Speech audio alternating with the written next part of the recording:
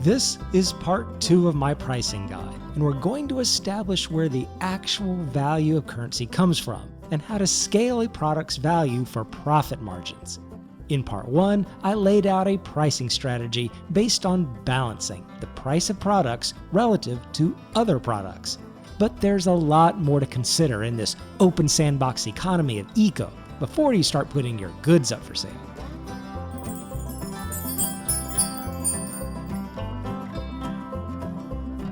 There's 2 things I'm going to cover in this video. One is about where the actual value of currency comes from, and the other is how to scale the value of your products for profit margins. Now, beyond the mint and how you back that currency you produce with some sort of material, there is a more obscure concept about what generates money in eco. Ultimately, money generation starts from the raw labor of the players. Now, I'm not talking about the calories that are put into operating any of your crafting tables, or really any calories burned while swinging a pickaxe or using a shovel. I'm talking about the actual player person themselves, and the time and effort spent in manipulating your character in the game to acquire those 3 kinds of base products I talked about in part 1. This may seem a little odd, but it actually mimics some of what happens in the real world. All the goods we use and consume need to come from somewhere. They don't just materialize ready for use. Miners work to dig for ore and coal. People work in quarries to get stone. Lumberjacks work to cut trees. And even in the oil industry, there's people working to get the oil out of the ground, where it's turned into everything from gasoline to plastics. All the things that we use in the world, even the phone or PC you're watching this video on, is made from an array of metals and plastics originally created from labor. Even the operational software is a result of labor. Granted, there were many steps between the raw chunks of ore and the oil to the sophisticated device you're using, but it had to start somewhere. And it started with the raw labor to acquire those base products, even if that labor was facilitated by some sort of machinery.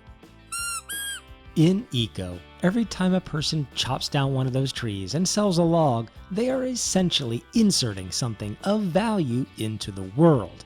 And we measure that value through whatever currency the eco-citizens create in the game. I had a comment to my last video that was really thought-provoking. The person made a simple statement that had some far-reaching implications. They said, "Interesting pricing concept, as it is not very neoliberal." It was such a curious statement. I had to look it up to find out what it was about. The definition I found was something like favoring policies that promote free market capitalism, deregulation, and reduction in government spending. In a way, he was 100% correct. In part 1, I talked about negotiating and settling on a price for that handful of base commodities. And I've spoken in a lot of other videos about how important it is for the government to provide sponsored programs to the citizens in the server. It was really a great comment. In the real world, there's a foundation established based on an earned wage, the cost of living, the cost of doing business, and that sort of thing. Even an independent, manual labor solo farmer has a certain cost he has to cover, perhaps inclusive of seeds, feeding himself, property taxes on his home and farm, and similar fundamentals of food, clothing, and shelter, all woven into the fabric of an economic structure that's been running for millennia and started way back just by the human need to survive. All that is not necessarily present in eco, at least not as presented by default gameplay. So we have to start somewhere and mimic those foundations inherently present in real life by establishing something's value. In part 1, I covered how to go about setting the cost of a product by making it relative to other products. This may have led some folks to think that all you need to do is create a somewhat extensive but doable spreadsheet that plugs in all of the products, calculates their cost based on what's required by the crafting tables, and voila, it's done. Well, no. That's good for establishing a base cost, but it doesn't represent a profit margin to value the product. we need to scale the value and profit margin of different items in Eco, and that scaling is based on what I can only describe as a rarity of consumption, or how much of that item is needed in the world. So what do I mean by that? Not everything is needed in the same quantity, and how much of an item is needed for consumption should influence its value and cost. For myself, I've broken this down into 4 main categories. Without getting into any fancy names, they work out to be things that are consumed, things we need a lot of, things we only need some of, and things we rarely need. Things that are consumed are exactly that, and really covers all of the food items. Good, high-calorie food is needed throughout the game, not just for skill points, but to run our tables, perform construction, and other tasks. The cooked food is produced from the raw veggies, and it can take thousands of raw veggies every day to make enough food for even a moderately sized and active server. But these raw veggies and cooked foods are something that are consumed. And the definition I'm applying here isn't just that they're eaten. It means that once the item is used, it's forever gone. It is consumed. So, something like the raw veggies that's needed in large quantities and is consumed during gameplay should not necessarily be the cheapest item on the server, but its profit margin should be among the smallest. When you compare that to something we need a lot of but isn't used up, like stones, you can start to see the difference. When you go mining and dig for stones, or go chop a tree for logs, we wind up with a physical product that has some value. It may be turned into other things, but it's not used up and consumed. So the profit margin for some of these kind of base rock products like crushed ore or sand can be a little higher than what we might see for wheat. For example, once we determine the balanced cost to produce wheat relative to other products like we talked about in part 1, we can see a very small profit margin of maybe 5% would be okay, because after all, we're going to be selling that wheat by the thousands, 1,000, 5,000 at a time, and can do quite well off on that narrow profit margin. For something like making sand from raw stones, it's something we also need a lot of, but it's actually creating a product. So we can increase that profit margin and maybe sell the sand for a 10% profit.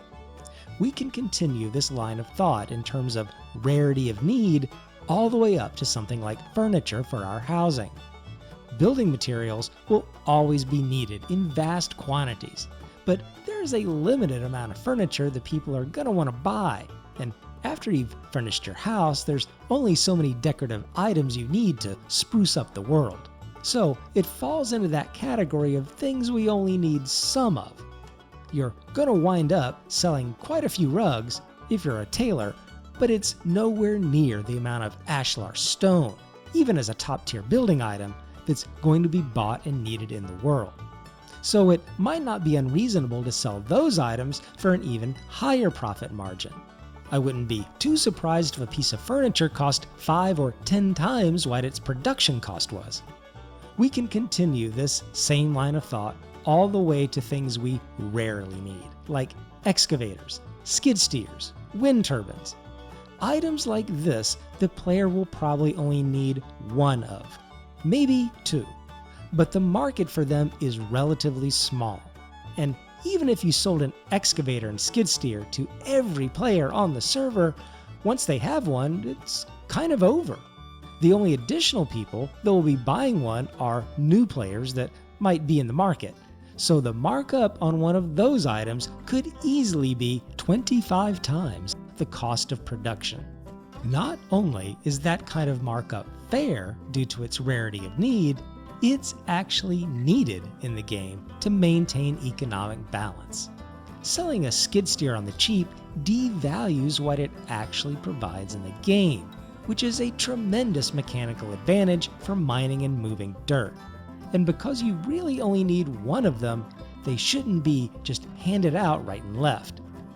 Making them expensive makes them a goal for people to have in the game, It gives a reason for them to actively produce and sell their own goods so they can get one of those rare and high-priced items. It's actually a good thing in the economy for something rarely needed to be expensive. What's not expensive is the free Eco game that I'm giving away this month.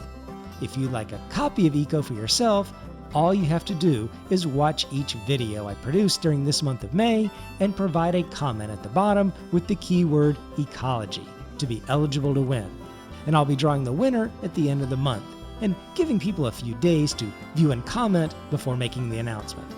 Take care, and I'll be talking to you later.